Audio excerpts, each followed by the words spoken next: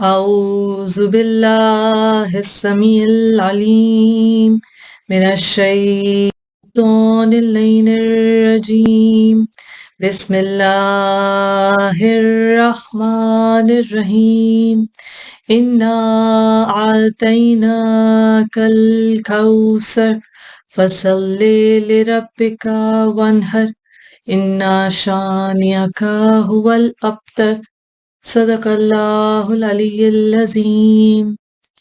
عزیزان گرامی، سرنامہ کلام میں سورہ مبارکہ کوثر کی تلاوت کا شرف حاصل کیا گیا۔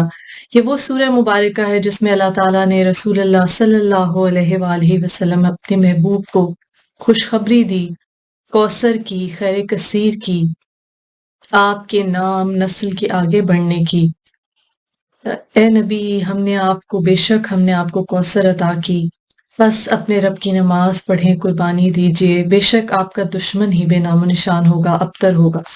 عزیزان گرامی، یہ معجز نما سورہ اور آج امام حسن علیہ السلام کے ظہور پر نور کے موقع پر 15 رمضان کو جس کی تاریخ ملتی ہے، سورہ کوثر کی تعبیر و تفسیر ہمارے سامنے آتی ہے۔ امام حسن علیہ السلام، حسن مجتبیٰ علیہ السلام 15 رمضان 3 ہجری کی شب کو مدینہ منورہ میں تشریف لائے اور رسول اللہ صلی اللہ علیہ وآلہ وسلم کو اللہ تعالیٰ کی طرف سے دی گئی یہ خوشخبری جو سورہ کوثر میں ہے کہ ہم نے آپ کو کوثر خیر کثیر عطا کی، بے شک آپ کا دشمن بے نام و نشان ہوگا۔ ولادت کے بعد اسم گرامی حمزہ تجویز ہو رہا تھا، لیکن سرور کائنات صلی اللہ علیہ وآلہ وسلم نے بحکم خدا حضرت موسیٰ علیہ السلام کے وزیر ہارون کے فرزندوں کے شبر و شبین نام پر آپ کا نام حسن علیہ السلام اور بعد میں آپ کے بھائی کا نام حسین علیہ السلام رکھا۔ بہار الانوار میں ہے کہ امام حسن علیہ السلام کی ولادت کے بعد جبرائیل امین علیہ السلام نے سرور کائنات صلی اللہ علیہ وآلہ وسلم کی خدمت میں پیش ہو کر ایک سفید ریشمی رومال پیش کیا جس پر حسن لکھا ہوا تھا۔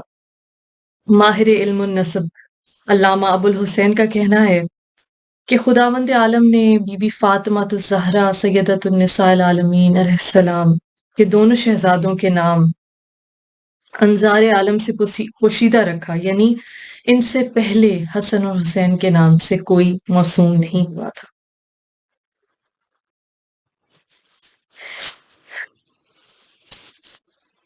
جب امام حسن علیہ السلام کی ولادت ہوئی اور آپ سرور کائنات محمد مصطفیٰ صلی اللہ علیہ وآلہ وسلم کی خدمت میں لائے گئے تو رسول اللہ صلی اللہ علیہ وآلہ وسلم بے انتہا خوش ہوئے اور آپ کے دہن مبارک میں اپنی زبان اقدس دی۔ آپ کے ولادت کے 7ویں دن سرور کائنات صلی اللہ علیہ وآلہ وسلم نے خود اپنے دست مبارک سے عقیقہ فرمایا، بالوں کو منڈوا کر اس کے ہم وزن چاندی تصدق کی۔ علامہ کمال الدین کا بیان ہے کہ عقیقے کے سلسلے میں دمبا ذبح کیا گیا۔ مطالب السول میں ہے کہ سرور کائنات صلی اللہ علیہ وآلہ وسلم نے عقیقے کے وقت جو دعا پڑھی اس میں یہ عبارت بھی تھی: خدایا اس ذبیح کی ہڈی مولود کی ہڈی کے عوض اس کا گوشت اس کے گوشت کے عوض، اس کا خون اس کے خون کے عوض، اس کا بال اس کے بال کے عوض قرار دے، اور اسے محمد و آل محمد صلی اللہ علیہ وآلہ وسلم کے لیے ہر بلا سے نجات کا ذریعہ بنا دے۔ امام شافعی کا کہنا ہے کہ حضرت صلی اللہ علیہ وآلہ وسلم نے امام حسن علیہ السلام کا عقیقہ کر کے اس عقیقے کے سنت ہونے کی دائمی بنیاد ڈال دی۔ کنیت و القاب کے بارے میں لکھا ہے اور یہ کتاب ہے 14 ستارے کے نام سے، جس سے میں کچھ اقتصابات آپ کی سماعتوں کے نظر کر رہی ہوں۔ امام حسن علیہ السلام کی کنیت صرف ابو محمد تھی اور آپ کے القاب بہت کثیر ہیں، جن میں طیب و تقی، سبت و سید زیادہ مشہور ہیں۔ محمد بن طلحہ شافعی کا کہنا ہے کہ آپ کا سید لقب خود سرور کائنات صلی اللہ علیہ وآلہ وسلم کا عطا کردہ ہے۔ زیارت عاشورہ سے معلوم ہوتا ہے کہ آپ کا لقب ناصح اور امین بھی تھا۔ یہ مسلمہ حقیقت ہے کہ امام حسن علیہ السلام اگرچہ پیغمبر اسلام صلی اللہ علیہ وآلہ وسلم کے نواسے تھے، لیکن قرآن مجید نے انہیں فرزند رسول کا درجہ دیا ہے۔ اور اپنے دامن میں جا بجا آپ کے تذکرے کو جگہ دی ہے۔ خود سرور انبیاء محمد مصطفیٰ صلی اللہ علیہ وآلہ وسلم نے بے شمار احادیث آپ کے متعلق ارشاد فرمائی۔ ایک حدیث میں ہے کہ حضرت صلی اللہ علیہ وآلہ وسلم نے ارشاد فرمایا، میں حسنین علیہ السلام کو دوست رکھتا ہوں اور جو انہیں دوست رکھے اسے بھی قدر کی نگاہ سے دیکھتا ہوں۔ ایک صحابی کا بیان ہے کہ میں نے رسول اللہ صلی اللہ علیہ وآلہ وسلم کو اس حال میں دیکھا کہ ایک کندھے پر امام حسن علیہ السلام کو اور ایک پر امام حسین علیہ السلام کو بٹھائے ہوئے جا رہے تھے اور باری باری دونوں کا منہ چومتے جاتے ہیں۔ ایک صحابی کا بیان ہے کہ ایک دن حضرت صلی اللہ علیہ وآلہ وسلم نماز پڑھ رہے تھے اور حسنین علیہ السلام آپ کی پشت پر سوار ہو گئے۔ کسی نے روکنا چاہا تو حضرت نے ہاتھ اشارے سے منع فرمایا۔ کہنا ہے کہ میں اس دن سے امام حسن علیہ السلام کو بہت زیادہ دوست رکھنے لگا۔ جس دن میں نے رسول اللہ صلی اللہ علیہ وآلہ وسلم کی آغوش مبارک میں بیٹھ کر ان کو رسول اللہ صلی اللہ علیہ وآلہ وسلم کی مبارک داڑھی سے کھیلتے دیکھا۔ ایک دن سرور کائنات محمد مصطفیٰ محبوب خدا صلی اللہ علیہ وآلہ وسلم امام حسن علیہ السلام کو کاندھے پر سوار کرائے لیے جا رہے تھے کہ ایک صحابی نے کہا، اے صاحبزادے، تمہاری سواری کس قدر اچھی ہے۔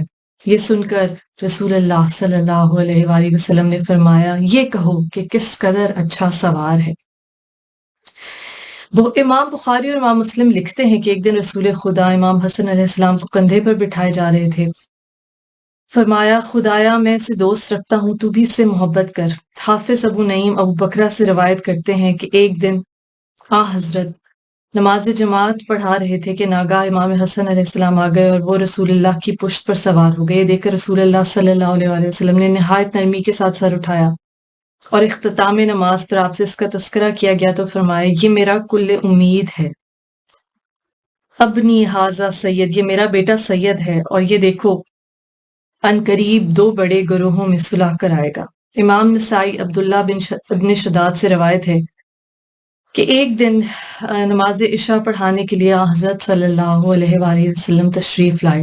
آپ کی آغوش میں امام حسن علیہ السلام تھے۔ حضرت صلی اللہ علیہ وآلہ وسلم نماز میں مشغول ہو گئے۔ جب سجدے میں گئے تو اتنا طویل کر دیا کہ میں سمجھنے لگا شاید آپ پر وحی نازل ہونے لگی ہے۔ اختتام نماز پر آپ سے اس کا ذکر کیا گیا تو آپ نے فرمایا، میرا فرزند میری پشت پر آ گیا تھا، میں نے یہ نہ چاہا کہ اسے اس وقت تک پشت سے اتاروں جب تک کہ وہ خود نہ اتر جائے، اس لیے سجدے کو طول دینا پڑا۔ حکیم ترمذی اور نسائی اور ابو داؤد نے لکھا کہ حضرت صلی اللہ علیہ وآلہ وسلم ایک دن محو خطبہ تھے کہ حسنین علیہ السلام آ گئے اور آپ کے پاؤں دامن عوام اس طرح الجھے کہ زمین پر گر پڑی ہے۔ دیکھ کر حضرت صلی اللہ علیہ وآلہ وسلم نے خطبہ ترک کر دیا اور ممبر سے اتر کر انہیں آغوش میں اٹھا لیا اور ممبر پر لے جا کر خطبہ شروع فرمایا۔ آل محمد صلی اللہ علیہ وآلہ وسلم کی سرداری مسلمات سے ہے۔ علماء اسلام کا اس پر اتفاق ہے کہ سرور کائنات محمد مصطفیٰ محبوب خدا صلی اللہ علیہ وآلہ وسلم نے ارشاد فرمایا، حسن علیہ السلام اور حسین علیہ السلام جوانان بہشت کے سردار ہیں اور ان کے والد بزرگوار یعنی علی ابن ابی طالب علیہ السلام ان دونوں سے بہتر۔ جناب حذیفہ یمانی کا بیان ہے کہ میں نے ایک دن حضرت صلی اللہ علیہ وآلہ وسلم کو بہت زیادہ مسرور پا کر عرض کی، مولا آج افراط و شادمانی کی کیا وجہ ہے؟ ارشاد فرمایا کہ مجھے آج جبرائیل نے یہ بشارت دی ہے کہ میرے دونوں فرزند حسن اور حسین علیہ السلام جوانان بہشت کے سردار ہیں اور ان کے والد علی ابن ابی طالب علیہ السلام ان سے بھی بہتر ہیں۔ اس حدیث سے اس کی بھی وضاحت ہو گئی کہ حضرت علی علیہ السلام نہ صرف سید تھے بلکہ فرزندان سادات کے والد ہیں۔ عزیزان گرامی، قرآن حکیم میں اللہ تعالیٰ نے آیت مباہلہ میں کہا، فَقُلْ تَعَالُوا نَدْعُوا أَبْنَاءَنَا وَأَبْنَاءَكُمْ، سورہ آل عمران میں کہا کہ تم اپنے بیٹوں کو لاؤ، ہم اپنے بیٹوں کو لاتے ہیں۔ جب نجران کے عیسائیوں سے مباہلے کا وقت آیا تو اپنے بیٹوں کے طور پہ بیٹا بنا کر رسول اللہ صلی اللہ علیہ وآلہ وسلم جنہیں سورہ کوثر کی تفسیر بنا کر لے کے گئے، وہ امام حسن علیہ السلام اور امام حسین علیہ السلام کے سوا اور کوئی نہیں تھا۔ ایک دن ابو سفیان حضرت علی علیہ السلام کی خدمت میں حاضر ہو کے کہنے لگا کہ آپ حضرت صلی اللہ علیہ وآلہ وسلم سے سفارش کر کے ایک ایسا معاہدہ لکھوا دیجئے جس کی روح سے میں اپنے مقصد میں کامیاب ہو سکوں۔ آپ نے فرمایا کہ حضرت صلی اللہ علیہ وآلہ وسلم جو کچھ کہہ چکے ہیں اس میں کچھ فرق نہ ہوگا۔ اس نے امام حسن علیہ السلام سے سفارش کی خواہش کی۔ اس وقت اس کتاب کے مطابق آپ کی عمر اگرچہ صرف 14 ماہ کی تھی، لیکن آپ نے اس وقت ایسی جرت کا ثبوت دیا جس کا تذکرہ زبان تاریخ پر لکھا ہے کہ ابو سفیان کی طلب سفارش پر آپ نے دوڑ کر اس کی داڑھی پکڑ لی اور ناک مروڑ کر کہا کہ کلمہ شہادت زبان پر جاری کرو تو تمہارے لیے سب کچھ ہے۔ یہ دیکھ کر امیر المومنین علیہ السلام مسرور ہو گئے۔ علامہ مجلسی تحریر فرماتے ہیں کہ امام حسن علیہ السلام کا یہ وتیرہ تھا کہ آپ انتہائی کم سنی کی حالت میں اپنے نانا محمد مصطفیٰ محبوب خدا صلی اللہ علیہ وآلہ وسلم پر نازل ہونے والی وحی منوان اپنی والدہ ماجدہ کو سنا دیا کرتے تھے۔ ایک دن حضرت علی علیہ السلام نے فرمایا، اے بنت رسول اللہ صلی اللہ علیہ وآلہ وسلم، میرا جی چاہتا ہے کہ میں حسن علیہ السلام کو ترجمانی وحی کرتے ہوئے خود دیکھوں اور سنوں۔ بی بی فاطمہ الزہرا سیدۃ النساء العالمین، بی بی سیدہ طاہرہ سلام اللہ علیہ نے امام حسن علیہ السلام کے پہنچنے کا وقت بتایا اور امیر المومنین علیہ السلام امام حسن علیہ السلام سے پہلے ہی داخل خانہ ہو گئے اور گوشہ خانہ میں چھپ کر بیٹھ گئے۔ امام حسن علیہ السلام حسب معمول تشریف لائے اور والدہ کی آغوش میں بیٹھ کر وحی سنانا شروع کر دی، لیکن تھوڑی ہی دیر کے بعد عرض کی، مادر گرامی، آج زبان وحی ترجمان میں لکنت اور بیان میں مقصد میں رکاوٹ ہو رہی ہے۔ مجھے ایسے معلوم ہوتا ہے جیسے میرے بزرگ محترم مجھے دیکھ رہے ہیں۔ یہ سن کر حضرت امیر المومنین علیہ السلام نے دوڑ کر امام حسن علیہ السلام کو آغوش میں اٹھا لیا اور بوسہ دینے لگے۔ یہ بھی بہار الانوار سے روایت ہے۔ امام بخاری رقم تراز کرتے ہیں کہ ایک دن کچھ صدقہ کی کھجوریں آئی ہوئی تھیں۔ امام حسن علیہ السلام اور امام حسین علیہ السلام اس کے ڈھیر سے کھیل رہے تھے۔ اس وقت حضرت صلی اللہ علیہ وآلہ وسلم نے فرمایا کہ ہم لوگوں پر صدقہ حرام ہے۔ حجت الاسلام شہید ثالث قاضی نور اللہ شوشتری رحمۃ اللہ علیہ تحریر فرماتے ہیں کہ امام پر اگرچہ وحی نازل نہیں ہوتی، لیکن ان کو الہام ہوتا ہے اور وہ لوح محفوظ کا مطالعہ کرتے ہیں، جس پر علامہ حجر عسقلانی کا وہ قول دلالت کرتا ہے جو انہوں نے صحیح بخاری کی اس روایت کی شرح میں لکھا ہے کہ جس میں حضرت صلی اللہ علیہ وآلہ وسلم نے امام حسن کے شیر کو خارگی کے عالم میں ان کو کھجور کے بارے میں بتایا کہ صدقہ حرام ہے، اور جس شخص نے یہ خیال کیا کہ امام حسن علیہ السلام اس وقت دودھ پیتے تھے، آپ پر ابھی شرعی پابندی نہ تھی، تو حضرت صلی اللہ علیہ وآلہ وسلم نے یہ بات کیوں یاد دلائی؟ تو اس کا جواب علامہ عسقلانی نے اپنی فتح الباری شرح صحیح بخاری میں دیا کہ امام حسن علیہ السلام اور دوسرے بچے برابر نہیں ہو سکتے، کیونکہ امام حسن علیہ السلام شیر خارگی کے عالم میں بھی لوح محفوظ کا مطالعہ کیا کرتے تھے۔ علامہ ابن حجر اور امام سیوطی رقم دراز ہیں کہ امام حسن علیہ السلام ایک دن مسجد رسول صلی اللہ علیہ وآلہ وسلم کی طرف سے گزرے۔ آپ نے دیکھا کہ ابو بکر ممبر رسول پر بیٹھے ہوئے ہیں، آپ سے رہا نہ گیا اور آپ ممبر کے قریب تشریف لے جا کر فرمانے لگے، میرے والد کے ممبر سے اتر آؤ، یہ تمہارے بیٹھنے کی جگہ نہیں۔ یہ سن کر وہ ممبر سے اتر آئے اور امام حسن علیہ السلام کو اپنی آغوش میں بٹھا لیا۔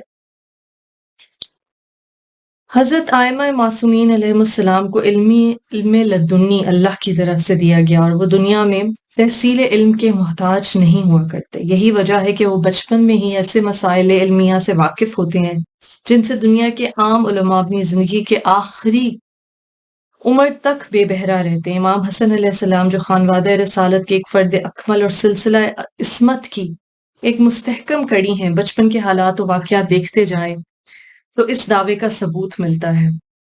مناقب ابن شہر آشوب میں بحوالہ شرح اخبار قاضی نعمان مرقوب ہے کہ ایک سائل حضرت ابو بکر کی خدمت میں حاضر ہوا، اس نے سوال کیا، میں نے حالت احرام میں شتر مرغ کے چند انڈے بھون کر کھا لیے، آپ بتائیں کہ مجھ پر کیا کفارہ واجب العطا ہوا؟ سوال کا جواب چونکہ ان کے بس کا نہ تھا، اس لیے فرق ندامت پیشانی خلافت پر آ گیا۔ ارشاد ہوا کہ اسے عبد الرحمن بن عوف کے پاس لے جاؤ۔ جو ان سے سوال دہرایا گیا تو وہ بھی خاموش ہو گئے کہ کہا کہ اس کا حل تو صرف مولائے کائنات خطیب ممبر سلونی باب مدینۃ العلم امیر المومنین علی علیہ السلام ہی کر سکتے ہیں۔ سائل حضرت علی علیہ السلام کی خدمت میں لایا گیا۔ آپ نے سائل سے فرمایا کہ میرے 2 چھوٹے بچے جو سامنے کھیل رہے ہیں ان سے دریافت کر لو۔ سائل امام حسن علیہ السلام کی طرف متوجہ ہوا اور مسئلہ دہرایا۔ امام حسن علیہ السلام نے جواب دیا کہ تو نے جتنے انڈے کھائے ہیں اتنی ہی عمدہ اونٹنیاں لے کر انہیں حاملہ کرا اور ان سے جو بچے پیدا ہونے راہ خدا میں ہدیہ خانہ کعبہ کر دے۔ امام امیر المومنین علیہ السلام نے ہنس کر فرمایا، بیٹا جواب تو بالکل صحیح ہے، لیکن یہ تو بتاؤ کہ ایسا نہیں کہ کچھ حمل ضائع ہو جاتے ہیں، کچھ بچے مر جاتے ہیں؟ عرض کی، بابا جان بالکل درست، مگر ایسا بھی تو ہوتا ہے کہ کچھ انڈے بھی خراب اور گندے نکل آتے ہیں۔ سن کر سائل بکار اٹھا کہ ایک مرتبہ اپنے عہد میں سلیمان بن داؤد نے بھی یہی جواب دیا تھا، جیسا کہ میں نے اپنی کتابوں میں دیکھا ہے۔ ایک روز امیر المومنین علیہ السلام مقام رجا میں تشریف فرما رہے تھے اور حسنین علیہ السلام بھی وہیں موجود تھے۔ ناگاہ ایک شخص آ کر کہنے لگا کہ میں آپ کی رعایا اور اہل بلد یعنی شہری ہوں۔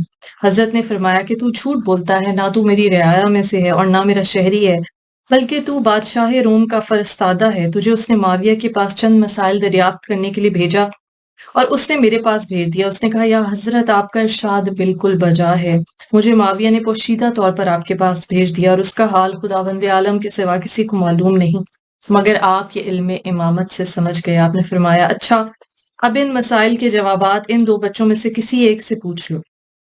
وہ امام حسن علیہ السلام کی طرف متوجہ ہو کر چاہتا تھا کہ سوال کرے کہ امام حسن علیہ السلام نے خود ہی فرمایا، اے شخص تو یہ دریافت کرنے آیا ہے کہ نمبر 1 حق و باطل میں کتنا فاصلہ ہے، نمبر 2 زمین و آسمان تک کتنی مسافت ہے، نمبر 3 مشرق و مغرب میں کتنی دوری ہے، نمبر 4 قوس و قزح کیا چیز ہے، نمبر 5 مخنث کس کو کہتے ہیں، نمبر 6 وہ 10 چیزیں کیا ہیں جن میں سے ہر ایک کو خداوند عالم نے دوسرے سے سخت اور فائق پیدا کیا ہے۔ سن، حق و باطل میں 4 انگشت کا فاصلہ ہے۔ اکثر و بیشتر جو کچھ آنکھ سے دیکھا حق ہے اور جو کان سے سنا باطل ہے۔ آنکھ سے دیکھا ہوا یقینی، کان سے سنا ہوا محتاج تحقیق۔ زمین اور آسمان کے درمیان اتنی مسافت ہے کہ مظلوم کی آہ اور آنکھ کی روشنی پہنچ جاتی ہے۔ مشرق و مغرب میں اتنا فاصلہ ہے کہ سورج ایک دن میں طے کر لیتا ہے، اور قوس و قزح اصل میں قوس خدا ہے، اس لیے کہ قزح شیطان کا نام ہے۔ یہ فراوانی رزق اور اہل زمین کے لیے غرق سے امان کی علامت ہے، اسی لیے اگر یہ خشکی میں نمودار ہے تو بارش کی علامات میں سے سمجھی جاتی ہے، اور بارش میں نکلتی ہے تو ختم باران کی علامات میں سے شمار کی جاتی ہے۔ مخنث وہ ہے جس کے متعلق یہ معلوم نہ ہو کہ وہ مرد ہے یا عورت، اور اس کے جسم میں دونوں کے اعضاء ہوں۔ اس کا حکم یہ ہے کہ تا حد بلوغ انتظار کریں۔ اور اس کے بعد امام حسن علیہ السلام نے کچھ مسائل بتائے کہ کس طرح سے ڈسرن کیا جائے، ڈسٹنگوش کیا جائے کہ اس کا جینڈر کیا ہوگا، مرد ہوگا یا عورت ہوگا۔ اور وہ 10 چیزیں جن میں سے ایک دوسرے پر غالب و قوی ہے، وہ یہ ہے کہ خدا نے سب سے زائد سخت پتھر کو پیدا کیا، مگر اس سے زیادہ سخت لوہا ہے جو پتھر کو بھی کاٹ دیتا ہے، اور اس سے زیادہ سخت قوی آگ ہے جو لوہے کو پگھلا دیتی ہے، اور آگ سے زیادہ سخت قوی پانی ہے جو آگ کو بجھا دیتا ہے، اور اس سے زیادہ سخت قوی ابر ہے جو پانی کو اپنے کندھوں پر اٹھائے پھرتا ہے، اور اس سے زائد و قوی ہوا ہے جو ابر کو اڑائے پھرتی ہے، اور جو سے زائد سخت اور ہوا سے زائد سخت اور قوی فرشتہ ہے جس کے ہوا محکوم ہے، اور اس سے زیادہ زائد اور سخت قوی ملک الموت ہے جو فرشتہ بعد کی بھی روح قبض کر لیں گے، اور ملک الموت سے بھی زیادہ سخت و قوی موت ہے جو ملک الموت کو بھی مار ڈالے گی، اور موت سے زیادہ سخت و قوی حکم خدا ہے جو موت کو بھی ٹال دیتا ہے۔ یہ جوابات سن کے سائل ششدر رہ گیا، حیران رہ گیا۔ حضرت امام محمد باقر علیہ السلام سے منقول ہے کہ ایک مرتبہ لوگوں نے دیکھا ایک شخص کے ہاتھ میں خون آلود چھری ہے اور اسی جگہ ایک شخص ذبح کیا ہوا پڑا ہے۔ جب اسے پوچھا گیا کیا تو نے اسے قتل کیا ہے، تو اس نے کہا ہاں۔ لوگ اسے جسد مقتول سمیت جناب امیر المومنین علیہ السلام کی خدمت میں لے گئے۔ اتنے میں ایک اور شخص دوڑتا ہوا آیا اور کہنے لگا، اسے چھوڑ دے، اس مقتول کا قاتل میں ہوں۔ لوگوں نے اسے بھی ساتھ لیا اور حضرت علیہ السلام کے پاس لے گئے، سارا قصہ بیان کیا۔ آپ نے پہلے اس شخص سے پوچھا کہ جب تو اس کا قاتل نہیں تھا تو کیا وجہ ہے کہ اپنے کو اس کا قاتل بیان کیا؟ اس نے کہا، یا مولا میں قصاب ہوں، گوسفند ذبح کر رہا تھا کہ طلب حاجت ہوئی اور اس طرح خون آلود چھری ہاتھ میں لیے اس خرابے میں چلا گیا۔ وہاں دیکھا کہ یہ مقتول تازہ ذبح کیا ہوا پڑا ہے۔ اتنے میں لوگ آگے اور مجھے پکڑ لیا۔ میں نے یہ خیال کرتے ہوئے اس وقت کہ جب قتل کے سارے قرائن موجود ہیں، میرے انکار کو کون باور کرے گا، میں نے اقرار کر لیا۔ پھر آپ نے جب دوسرے سے پوچھا کہ تو اس کا قاتل ہے، اس نے کہا جی ہاں، میں ہی اسے قتل کر کے چلا گیا تھا۔ جب دیکھا ایک قصاب کی ناحق جان چلی جائے گی تو حاضر ہو گیا۔ آپ نے فرمایا، میرے فرزند حسن علیہ السلام کو بلاؤ، وہی اس مقدمے کا فیصلہ سنائیں گے۔ امام حسن علیہ السلام آئے اور سارا قصہ سنا۔ فرمایا امام حسن علیہ السلام نے، دونوں کو چھوڑ دو۔ یہ قصاب بے قصور ہے، اور یہ شخص اگرچہ قاتل ہے مگر اس نے ایک نفس کو قتل کیا تو دوسرے نفس یعنی قصاب کو بچا کر اسے حیات دی اور اس کی جان بچا لی، اور حکم قرآن ہے یعنی جس نے ایک نفس کی جان بچائی اس نے تمام انسانیت، تمام لوگوں کی جان بچا لی، لہٰذا اس مقتول کا خون بہا بیت المال سے دیا جائے۔ سبحان اللہ۔ علی بن ابراہیم قمی نے اپنی تفسیر میں لکھا ہے کہ شاہ روم نے جب حضرت علی علیہ السلام کے مقابلے میں معاویہ کی چیرہ دستیوں سے آگاہی حاصل کی تو دونوں کو لکھا کہ میرے پاس ایک ایک نمائندہ بھیج دیں۔ حضرت علی علیہ السلام کی طرف سے امام حسن علیہ السلام اور معاویہ کی طرف سے یزید کی روانگی عمل میں آئے۔ یزید نے وہاں پہنچ کر شاہ روم کی دست بوستی کی اور امام حسن علیہ السلام نے جاتے ہی کہا کہ خدا کا شکر ہے میں یہودی، نصرانی، مجوسی وغیرہ نہیں بلکہ خالص مسلمان ہوں۔ شاہ روم نے چند تصاویر نکالی۔ یزید نے کہا میں ان میں سے کسی کو بھی نہیں پہچان سکتا، نہ بتا سکتا ہوں یہ کن حضرات کی شکلیں ہیں۔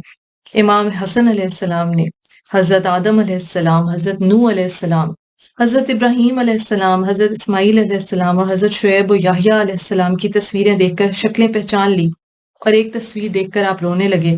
بادشاہ نے پوچھا یہ کس کی تصویر ہے؟ آپ نے فرمایا میرے جد امجد نامدار کی، اللہم صلی علی محمد وآل محمد۔ اس کے بعد بادشاہ نے سوال کیا وہ کون سے جاندار ہیں جو اپنی ماں کے پیٹ سے نہیں پیدا ہوتے؟ آپ نے فرمایا بادشاہ وہ 7 جاندار ہیں۔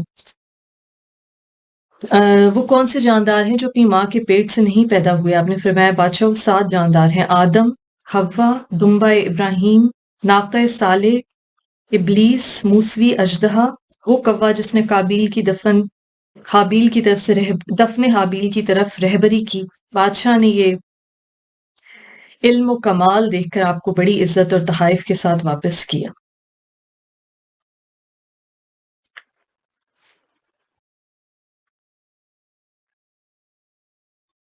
علامہ ابن طلحہ شافعی بحوالہ تفسیر و سیرت واحدی لکھتے ہیں کہ ایک شخص نے ابن عباس اور ابن عمر سے ایک آیت کے متعلق شاہد و مشہود کے معنی دریافت کیا۔ ابن عباس نے شاہد سے یوم جمعہ اور مشہود سے یوم عرفہ بتایا، اور ابن عمر نے یوم جمعہ اور یوم النحر کہا۔ اس کے بعد وہ شخص امام حسن علیہ السلام کے پاس پہنچا۔ آپ نے شاہد سے رسول اللہ صلی اللہ علیہ وآلہ وسلم اور مشہود سے یوم قیامت فرمایا، اور دلیل میں آیت بھی تلاوت فرمائی جس کا ترجمہ ہے اے نبی ہم نے آپ کو شاہد و مبشر و نذیر بنا کر بھیجا۔ قیامت کا وہ دن ہوگا جس میں تمام لوگ ایک مقام پر جمع کر دیے جائیں گے، مشہود، اور یہی یوم مشہود ہے۔ سائل نے جب یہ جواب سننے کے بعد کہا امام حسن علیہ السلام کا جواب دونوں سے کہیں بہتر ہے۔ علامہ علی متقی تحریر فرماتے ہیں کہ حضرت علی علیہ السلام فرماتے تھے کہ امام حسن علیہ السلام رسول اللہ صلی اللہ علیہ وآلہ وسلم کی شکل و شباہت سے بہت زیادہ مشابہت ہیں۔ انس بن مالک کا بیان ہے کہ امام حسن علیہ السلام کے جسم کا نصف بالائی حصہ رسول اللہ صلی اللہ علیہ وآلہ وسلم اور نصف حصہ زیری امیر المومنین مولائے کائنات علی علیہ السلام سے مشابہ ہے۔ سبحان اللہ، اللہم صلی علی محمد وآل محمد۔ ایک روایت میں ہے کہ حضرت صلی اللہ علیہ وآلہ وسلم فرمایا کرتے تھے کہ حسن علیہ السلام میں خدا نے ہیبت اور سرداری، اور حسین علیہ السلام میں جرت و ہمت ودیت کی ہے۔ کنز العمال میں اس کی روایت موجود ہے۔ امام زین العابدین علیہ السلام فرماتے ہیں کہ امام حسن علیہ السلام زبردست عابد، بے مثل زاہد، افضل ترین عالم تھے۔ امام زین العابدین علیہ السلام فرماتے ہیں کہ امام حسن علیہ السلام زبردست عابد، بے مثل زاہد، افضل ترین عالم تھے۔ آپ نے جب بھی حج فرمایا پیدل فرمایا، کبھی پا برہنہ حج کے لیے جاتے تھے۔ آپ اکثر موت، عذاب قبر، صراط اور بیست و نشور کو یاد کر کے گریا کرتے۔ جب آپ وضو کرتے تو آپ کے چہرے کا رنگ زرد ہو جاتا، اور جب نماز کے لیے کھڑے ہوتے تو بیت کی مثل کانپنے لگتے۔ آپ کا معمول تھا کہ جب دروازہ مسجد پہ پہنچتے تو خدا کو مخاطب کر کے کہتے میرے پالنے والے، تیرا گناہ گار بندہ تیری بارگاہ میں آیا ہے، اے رحمان و رحیم نے اپنی اچھائیوں کے صدقے میں مجھ جیسے کو معاف کر دے۔ جب آپ نماز صبح سے فارغ ہوتے تو اس وقت تک خاموش بیٹھے رہتے جب تک سورج طالع نہ ہو جائے۔ عزیزان گرامی، یہ قرآن ناطق ہے، معلم ہے، تو خطاؤں کے نہ ہونے کے باوجود، معصوم ہونے کے باوجود، انفیلیبلز ہونے کے باوجود لوگوں کو گائیڈ کرنے کے لیے، لوگوں کی رہنمائی کرنے کے لیے،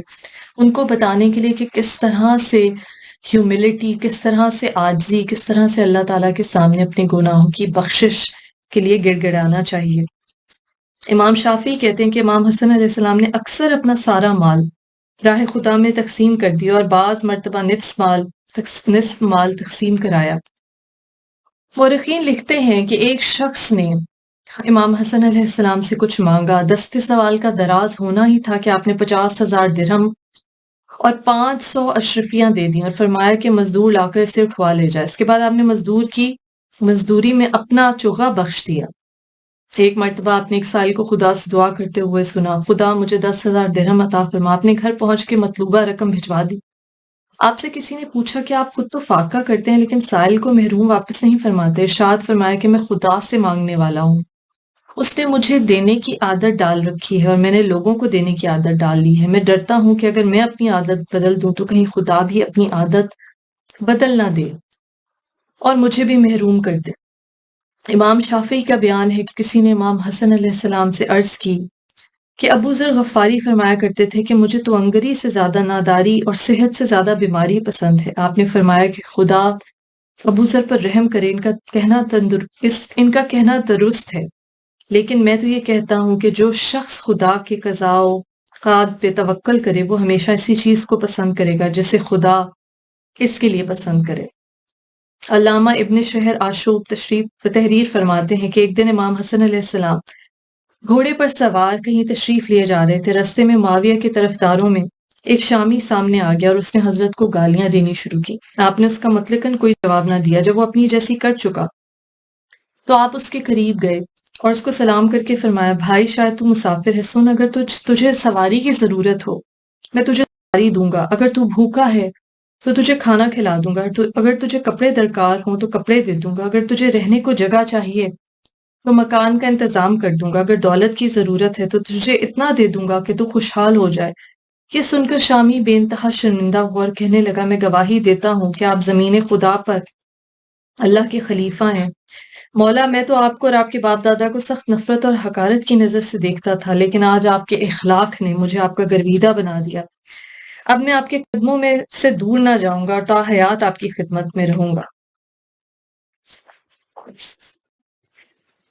ابو الحسن مدائنی کا بیان ہے کہ ایک مرتبہ امام حسن علیہ السلام، امام حسین علیہ السلام اور عبداللہ بن جعفر طیار حج کو جاتے ہوئے بھوک اور پیاس کی حالت میں ایک ضعیفہ کے جھونپڑے میں جا پہنچے اور اس سے کھانے پینے کی کوئی چیز طلب فرمائی۔ اس نے عرض کیا، میرے پاس ایک بکری ہے، اس کا دودھ دہہ کر پیاس بجھائی جا سکتی ہے۔ انہوں نے دودھ پی لیا، لیکن بھوک کی تسلی کے لیے پوچھا، کیا کھانے کا کچھ بندوبست ہو سکتا ہے؟ اس نے کہا، میرے پاس تو یہ بکری ہے، لیکن میں قسم دیتی ہوں کہ آپ اسے ذبح کر کے تناول فرما لیں۔ بکری ذبح کی گئی، گوشت بھونا گیا، سب نے کھا لیا۔ اس کے بعد قدرے آرام کر کے وہ لوگ روانہ ہوئے۔ جب شام کو اس کا شوہر آیا تو اس عورت نے سارا واقعہ سنایا۔ شوہر نے پوچھا، وہ لوگ کون تھے؟ کہا، معلوم نہیں، جاتے وقت صرف اتنا کہا کہ ہم مدینہ کے رہنے والے ہیں۔ شوہر نے کہا، اے خدا کی بندی، اب ہمارا گزارا کس طرح ہوگا؟ غرض کے تھوڑے دنوں میں ان لوگوں کو قحط کا سامنا کرنا پڑا اور یہ سخت مصیبتوں میں مبتلا ہو کر مدینہ جا پہنچے۔ ایک گلی سے گزر رہے تھے کہ ناگاہ امام حسن علیہ السلام کی نگاہ اس عورت پر پڑی۔ آپ نے اسے بلوا کر بکری والا واقعہ یاد دلایا، اس کو 1,000 بکریاں، 1,000 اشرفیاں عطا فرمائیں، اسے امام حسین علیہ السلام کی خدمت میں بھیج دیا، انہوں نے بھی اسی قدر عطا کیا۔ پھر عبداللہ ابن جعفر کو اطلاع دی گئی، انہوں نے بھی اسی کے لگ بھگ اسے دے دیا اور وہ مالا مال ہو کر اپنے گھر واپس چلی گئی۔ یہ نور الابصار میں واقعہ موجود ہے اور مطالب السعول میں بھی یہ واقعہ موجود ہے۔ تواریخ میں ہے کہ جب حضرت علی علیہ السلام کو 25 برس کی خانہ نشینی کے بعد مسلمانوں نے خلیفہ ظاہری کی حیثیت سے تسلیم کیا تو اس کے بعد جمل، صفین اور نہروان کی لڑائیاں ہوئیں، تو ہر ایک جہاد میں امام حسن علیہ السلام اپنے والد بزرگوار کے ساتھ ساتھ ہی نہیں رہے، بلکہ بعض موقعوں پر جنگ میں آپ نے کارہائے نمایاں انجام دیے۔ سیرت صحابہ اور روضۃ الصفا میں ہے کہ جنگ صفین کے سلسلے میں جب ابو موسیٰ اشعری کی ریشہ دوانیاں اوریاں ہو چکیں تو امیر المومنین علیہ السلام نے امام حسن علیہ السلام اور عمار یاسر کو کوفہ روانہ فرمایا۔ آپ نے جامع کوفہ میں موسیٰ کے افسون کو اپنی تقریر کے تریاق سے بے اثر بنا دیا اور لوگوں کو حضرت علی علیہ السلام کے ساتھ جنگ کے لیے جانے پر آمادہ کر لیا۔ اخبار الطوال کی روایت کی بنا پر 1,650 افراد کا لشکر تیار ہو گیا۔ 9,650 افراد کا لشکر تیار ہو گیا۔ اخبار الطوال کی روایت کی بنا پر 9,650 افراد کا لشکر تیار ہو گیا۔ مورخین کا کہنا ہے کہ جنگ جمل کے بعد جب عائشہ مدینہ جانے پر آمادہ نہ ہوئی تو حضرت علی علیہ السلام نے امام حسن علیہ السلام کو بھیجا کہ انہیں سمجھا بجھا کر مدینہ روانہ کر دیں۔ چنانچہ اس سعی ممدوح پہ کامیاب ہو گئے۔ بعض تاریخوں میں ہے کہ امام حسن علیہ السلام جنگ جمل اور صفین میں علمدار لشکر تھے اور آپ نے معاہدہ تحکیم پر دستخط بھی فرمائے تھے، اور جنگ جمل و صفین اور نہروان میں بھی صحیح بلیغ کی تھی۔ فوجی کاموں کے علاوہ آپ کے سپورٹ سرکاری مہمان خانے کا انتظام اور شاہی مہمانوں کی مدارت کا کام بھی تھا۔ آپ مقدمات کے فیصلے بھی کرتے اور بیت المال کی نگرانی بھی فرماتے ہیں۔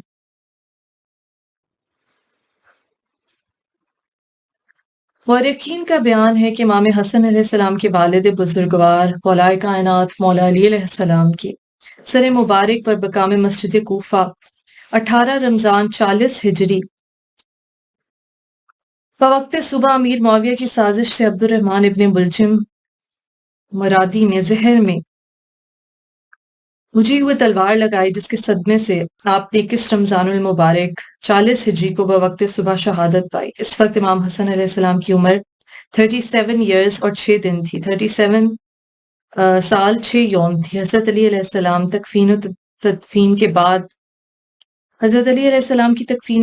کے بعد عبداللہ ابن عباس کی تحریک سے بقول ابن ایسر قیس ابن سعد بن عبادہ انصاری نے امام حسن علیہ السلام کی بیعت کی، اور ان کے بعد تمام حاضرین نے بیعت کر لی، جن کی تعداد 40,000 تھی۔ یہ واقعہ 21 رمضان المبارک 40 ہجری یوم جمعہ کا ہے۔ کفایت الاثر علامہ مجلسی میں ہے کہ اس وقت آپ نے ایک فصیح و بلیغ خطبہ پڑھا، جس میں آپ نے حمد و ثنا کے بعد 12 اماموں کی امامت و خلافت کا ذکر فرمایا۔ اس کی وضاحت کی کہ حضرت صلی اللہ علیہ وآلہ وسلم نے فرمایا کہ ہم میں سے ہر ایک یا تلوار کے گھاٹ اترے گا یا زہر دغا سے شہید ہوگا۔ اس کے بعد آپ نے عراق، ایران، خراسان، حجاز اور یمن و بصرہ کے اعمال میں کی طرف توجہ کی، اور عبداللہ ابن عباس کو بصرہ کا حاکم مقرر فرمایا۔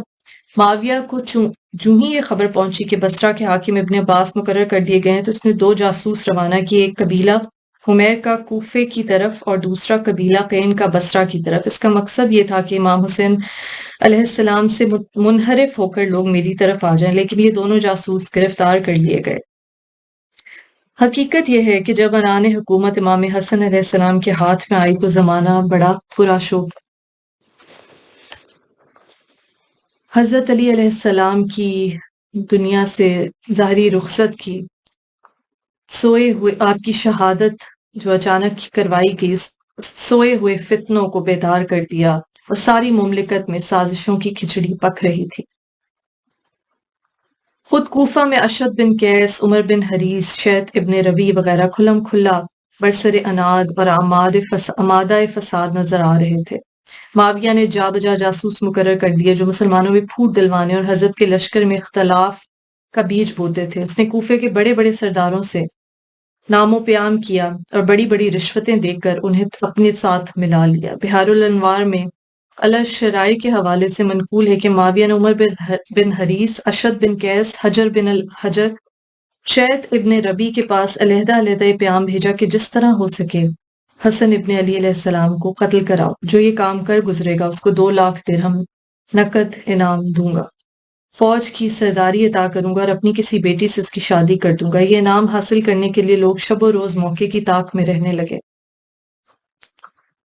عزیزان گرامی، یہ سازشیں، یہ بغض، یہ اہل بیت علیہ السلام کی دشمنی، یہ رسول اللہ صلی اللہ علیہ وآلہ وسلم کی زندگی میں جو سورہ منافقون نازل ہوئی، آپ کے دنیا سے رخصت ہونے، جس حالات میں رخصتی ہوئی، دنیا سے ظاہری رخصت، جس طرح آپ کے جنازے کے وقت سقیفے کا واقعہ ہوا، جس طرح بی بی فاطمہ زہرا سلام اللہ علیہ پہ اتنے ظلم توڑے گئے کہ بی بی نے فرمایا کہ بابا جان کے جانے کے بعد مجھ پہ اتنے مصائب ٹوٹے کہ اگر دنوں پر پڑتے تو سیاہ راتوں میں تبدیل ہو جاتی۔ امام حسن علیہ السلام کے جنازے پر تیروں کی بارش کی گئی، رسول اللہ صلی اللہ علیہ وآلہ وسلم کے پہلو میں دفنانے نہیں دیا گیا۔ وہ جن کے بارے میں رسول نے کہا کہ جس نے انہیں تکلیف پہنچائی اس نے مجھے تکلیف پہنچائی، ان جگر گوشہ رسول صلی اللہ علیہ وآلہ وسلم بی بی فاطمہ علیہ السلام اور آپ کی ذریت پہ اس قدر ظلم کے پہاڑ توڑے گئے جس کی تاریخ میں مثال نہیں ملتی۔ امام حسن علیہ السلام کو زہر سے شہید کروایا گیا۔ عزیزان گرامی، ہمارے لیے ضروری ہے، ہمارے لیے مشعل راہ ہے کہ جب ہم ائمہ طاہرین علیہ السلام کا ذکر کرتے ہیں، ان ایام کو مناتے ہیں جس میں اہل بیت علیہ السلام کی خوشی اور اہل بیت علیہ السلام کے غم کا اہتمام کرتے ہیں، تو ہم پہ لازم ہے، ہم پہ واجب ہے کہ ہم اہل بیت علیہ السلام کی بتائی ہوئی تعلیمات کو اپنی زندگیوں میں شامل کریں۔ امام حسن علیہ السلام کے کچھ اقوال اس موقع پر آپ کی سماعتوں کے نظر کرتی ہوں۔ نیکی وہ ہے کہ جس سے پہلے نہ تو ٹال مٹول سے کام لیا جائے اور جس کے بعد نہ ہی اس احسان جتلایا جائے۔ مزاح انسان کے وقار کو کھا جاتا ہے اور خاموش طبع شخص کی ہیبت زیادہ ہوا کرتی ہے۔ فرمایا فرصت بہت جلد ہاتھ سے چلی جاتی ہے اور بہت دیر کے بعد واپس ملتی ہے۔ پھر فرمایا بہترین دولت مندی قناعت اور بدترین فقر چاپلوسی اور سر جھکانا ہے۔ غور کرو کیونکہ اس سے دل کو زندگی اور تازگی ملتی ہے۔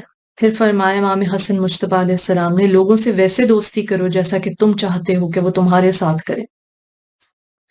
پھر فرمایا جو شخص عقل نہیں رکھتا وہ ادب سے بھی عاری ہے، اور جو ہمت نہیں رکھتا وہ جوان مرد نہیں، اور جو دین نہیں رکھتا وہ شرم نہیں رکھتا۔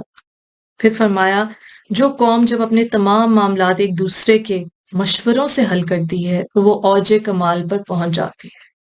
پھر فرمایا تمہارا قریبی وہ ہے جو محبت و دوستی کے لحاظ سے تمہارے نزدیک ہو اگرچہ رشتے کے لحاظ سے تمہارا قریبی نہ ہو۔ پھر فرمایا پستی و ذلت یہ ہے کہ تم کسی نعمت کی ناشکری کرو۔ پھر فرمایا کسی کو اس کے جرم کی سزا دینے میں جلدی نہ کرو بلکہ اس کو معذرت کا موقع دو۔ امام حسن علیہ السلام فرماتے ہیں جوانان جنت کے سردار، اور یاد رکھیے کہ جنت میں رسول اللہ صلی اللہ علیہ وآلہ وسلم نے فرمایا کہ ہر کوئی جوان حالت میں ہی جائے گا، تو جنت کے سردار امام حسن علیہ السلام فرماتے ہیں دور اندیشی یہ ہے کہ تم فرصت کا انتظار نہ کرو بلکہ جب بھی سنہری موقع ہاتھ آ جائے تو اسے ہاتھ سے نہ جانے دو، جب تک کسی کو پہچان نہ لو اس سے دوستی مت کرو۔ پوچھا گیا مروت کیا چیز ہے؟ آپ نے فرمایا دین کی نگہداری، عزت نفس، لوگوں سے حسن سلوک سے پیش آنا اور اچھے کام کو انجام دینے میں پابند رہنا اور دوسروں کے حقوق ادا کرنا۔ پھر فرمایا دلیری و شجاعت یہ ہے کہ ہمسائے کی حفاظت کرنا اور میدان کارزار میں ڈٹ جا۔ امام حسن فرماتے ہیں جن کی سخاوت ایک مثال ہے، فرماتے ہیں مانگنے سے پہلے دینا سخاوت ہے۔ پھر فرمایا دوستوں کے سنگ چلنا یہ انسانی عظمت کی دلیل ہے۔ پھر فرمایا کمینوں کی پیروی اور گمراہوں کی دوستی حماقت ہے۔ پھر فرمایا جو آنکھیں راہ خیر پر جا پڑیں وہ بابصیرت ہیں، جو کان نصیحت اور مفید باتوں کو مان لیں وہ شنوا ہیں۔ تمہارا نصیحت قبول کرنے کے درمیان جو چیز رکاوٹ ہے وہ خود خواہی یعنی تکبر ہے۔ فرمایا گزرے ہوئے لمحوں سے عبرت اور آثار قدیمہ سے نصیحت حاصل کیجیے۔ فرمایا عقل اور فکر سے دنیا و آخرت حاصل ہوتی ہے۔ پھر فرمایا خوردبینی سے بڑھ کر کوئی تنہائی وحشتناک نہیں۔ پھر فرمایا عقل سے بڑھ کر کوئی دولت نہیں، جہالت سے بڑھ کر کوئی فقر نہیں، خوش خلقی سے بہتر کوئی زندگی نہیں۔ دوسروں سے علم حاصل کرو اور پڑھ کر دوسروں کو تعلیم دو۔ پھر فرمایا حاسد سے بڑھ کر کوئی ایسا ظالم نہیں جو مظلوم سے مشابہت رکھتا ہے۔ غور سے سنیے، حاسد سے بڑھ کر کوئی ایسا ظالم نہیں جو مظلوم سے مشابہت رکھتا ہے، یعنی حاسد اصل میں جو حسد کرنے والا ہے وہ اصل میں ظالم ہے لیکن دیکھے نظر آئے گا مظلوم۔ پھر فرمایا عفت و پاک دامنی سے روزی میں کمی نہیں ہوگی اور حرص سے یعنی لالچ سے رزق میں اضافہ نہیں ہوگا۔ پھر فرمایا لوگوں سے اچھا میل جول رکھنا ہی کمال عقل مندی ہے۔ پھر فرمایا بھائی چارہ یعنی دکھ اور سکھ میں کام آنا۔ حلم و بردباری نام ہے، حلم و بردباری نام ہے غصے اور خواہشات نفسانی پر ضبط کرنے کا۔ امام حسن علیہ السلام فرماتے ہیں حلم و بردباری نام ہے غصے اور خواہشات نفسانی پر ضبط کرنے کا۔ پھر فرمایا اپنے نصیب سے آنکھیں چرا لینا محرومی و بد نصیبی ہے۔ اور فرمایا غصے کے وقت ہی بردبار شخص کی رائے کا پتہ چلتا ہے۔ امام حسن علیہ السلام فرماتے ہیں جب مستحب واجب پر اثر انداز ہو تو اسے چھوڑ دو اور واجب کو بجا لاؤ۔ فرمایا بے وقوف اور احمق شخص وہ ہے جو اپنا مال بیجا خرچ کرے اور اپنی آبرو عزت کی حفاظت میں سستی برتے اور جب اسے گالی دی جائے تو چپ رہے۔ پھر فرمایا مومن زندگی سے فائدہ حاصل کرتا ہے اور کافر مختصر سی لذت پر خوش رہتا ہے۔ پھر فرمایا 3 چیزوں میں لوگوں کی ہلاکت ہے، تکبر، حرص اور حسد۔ 3 چیزوں میں لوگوں کی ہلاکت ہے، تکبر، حرص اور حسد۔ فرمایا کشادہ دلی کا مقصد یہ ہے کہ انسان ہر حال یعنی غربت و ثروت میں خرچ کرے۔ عزیزان گرامی، دعا گو ہیں کہ اللہ تعالیٰ ہمیں امام حسن علیہ السلام کے وسیع دسترخوان کے صدقے میں ہمارے رزق میں اضافہ فرمائے، ہمیں پاک و طیب آسان رزق دے، وہ رزق جو ہمیں اہل بیت علیہ السلام کی مودت و محبت، رسول اللہ صلی اللہ علیہ وآلہ وسلم کے اسوہ حسنہ پر عمل کرنے کی توفیق عطا فرمائے، وہ رزق جو حلال ہو، پاک و طیب ہو۔ جو بے گھر ہیں پروردگار عالم انہیں اپنا گھر دے، وہ گھر جو مجلس شبیر کے لیے ہو۔ جو بیمار ہیں بیمار کربلا کے صدقے میں انہیں شفاء کلی عطا فرما۔ جو بے گناہ قید ہیں، بی بی سکینہ علیہ السلام کی زندان کی قید کا واسطہ، امام موسیٰ کاظم علیہ السلام کی زندان کی قید کا واسطہ، انہیں جلد از جلد رہائی کا پروانہ نصیب ہو۔ ہم سب کے علم میں اضافہ فرما پروردگار رب زدنی علما۔ ہمارے آنے والی نسلوں میں اہل بیت علیہ السلام کی مودت اور غم حسین علیہ السلام کی حرارت کو قائم و دائم رکھ۔ تو علیم بذات الصدور ہے، دلوں کے حالات بخوبی جانتا ہے۔ جو ناظرین اس نشست میں میرے ساتھ شامل ہوئے، امام حسن علیہ السلام، حسن مجتبیٰ علیہ السلام کی آمد سورہ کوثر کی تفسیر کے صدقے میں، سورہ کوثر کی تعبیر کے صدقے میں سب کی دلی حاجات اپنی بارگاہ میں قبول و منظور فرما۔ یا اللہ ہمیں کوئی غم نہ دے سوائے غم حسین علیہ السلام۔ شبیر کا غم بانٹ رہا ہے تو ادھر دے۔ لعنت اللہ علی قوم الظالمین۔ اللہم صلی علی محمد وعلی وسلم۔